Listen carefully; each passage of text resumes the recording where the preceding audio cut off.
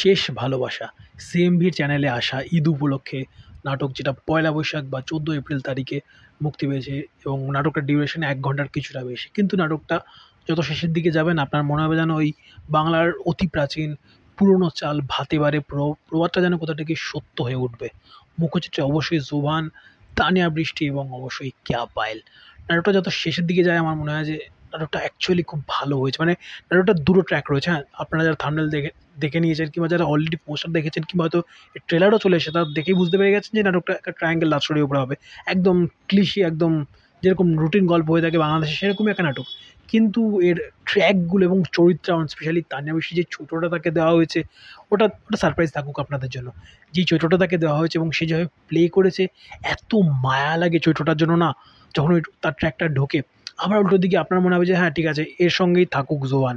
আবার যখন আপনি কেয়া পায়েলের একদম শুরুর দিকের একটা ঘটনার একদম এন্ডে এসে একটা ক্লোজার পাবেন, আর একটা পার্টিকুলার একটা এলিমেন্টে দিয়ে, একটা অ্যাক্সেসরিজ দিয়ে, তখন আপনার মনে হবে যে তখন আপনি মানে একটা দোনমনোতে পড়ে যাবেন। একটা দোটানা, একটা ডায়লেমা ক্রিয়েট করতে পারা অ্যাজ অ্যান অডিয়েন্স বা এজ অডিয়েন্সের মধ্যে অ্যাজ এ মেকার, সেটা কিন্তু খুব ভালোভাবে, খুব সুন্দরভাবে তারা করতে সক্ষম হয়েছেন মেকাররা। দুটো ট্র্যাক, বাট এখানে একটা প্রবলেম, দুটো ট্র্যাককে তারা যদি একটু ইন্টারকানেকশনে বা ইন্টারকাটে যদি চালাতেন, তাহলে নাটকটা কিন্তু আরও অনেক বেশি দিন মানুষের মাথায় থাকতো, আরও অনেক বেশি ইফেক্টিভ হতো, আরও অনেক বেশি মেবি জনপ্রিয় হতো। Already it's already popular, but still আরও অনেক বেশি ইম্প্যাক্টফুল হতো। মানে যদি বলি মেকিংয়ের দিক থেকে আমার অ্যাটলিস্ট ফিল হচ্ছিলো সেটা। দুটো ট্র্যাককে তারা প্রথমে এ ট্র্যাক কমপ্লিট করে তারা বি ট্র্যাকে ঢোকে, লাস্টে এসে তারা এ এবং বি এর মধ্যে একটা ইন্টারকাট করে একটা ডায়লেমা ক্রিয়েট করার চেষ্টা করে। প্রথমে আমি জাস্ট ভুলে গিয়েছিলাম যে এই নাটকে আরেকজন অভিনেত্রীও রয়েছেন। বাট যখন এটা শেষ হয় তখন বিটা শুরু হয় এবং তখন আপনার মনে হয় যে এটা দেখে আপনার মনে হচ্ছিল এটা একটা ঠিকঠাক নাটক।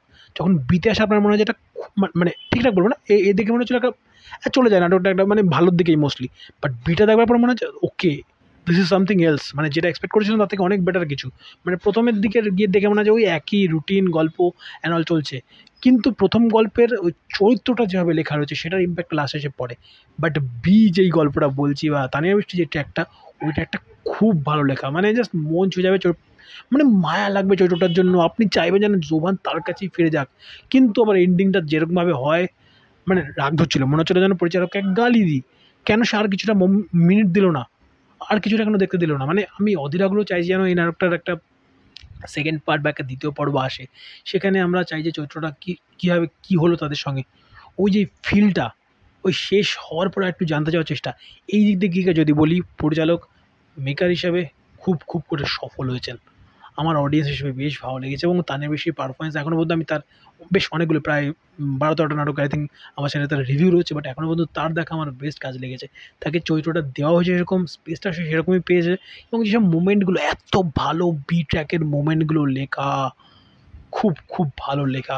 সে যাই হোক, আমি মোমেন্ট এর কোনো উল্লেখ করছি না, এবং সেগুলোর মধ্যে রনেস, সেগুলোর মধ্যে ইনোসেন্স, সবে মিলে this is a very very very good নাটক। আমার খুব ভালো লেগেছে, খুব ভালো লেগেছে। যাই হোক, যারা দেখলেন সে অবধি অবশ্যই জানান এই শেষ ভালোবাসা আপনাদের মধ্যে ইম্প্যাক্ট কতদূর ফেলতে পারলো এবং এন্ডিংটা এর থেকে বেটার কি হওয়া সত্যি পসিবল ছিল, এবং আপনাদের মধ্যে এরপরে গল্পটা কোন দিকে যেতে পারে, কী মনে হচ্ছে, এবং আপনি চাইছিলেন যে কার সঙ্গে অ্যাকচুয়াল আলটিমেটলি মিলন হোক জোভানের। ভিডিও কমেন্ট বক্সে যান। ভিডিও ভালো লাগে লাইক, শেয়ার, সাবস্ক্রাইব। চ্যানেলে ভিডিও প্রথমবার যদি দেখে থাকলে চ্যানেলকে সাবস্ক্রাইব করুন, পাশে থাকা নোটিফিকেশনটাতে অল নোটিফিকেশন অন করে চ্যানেলের সঙ্গে থাকতে ভুলবেন না। Bye bye.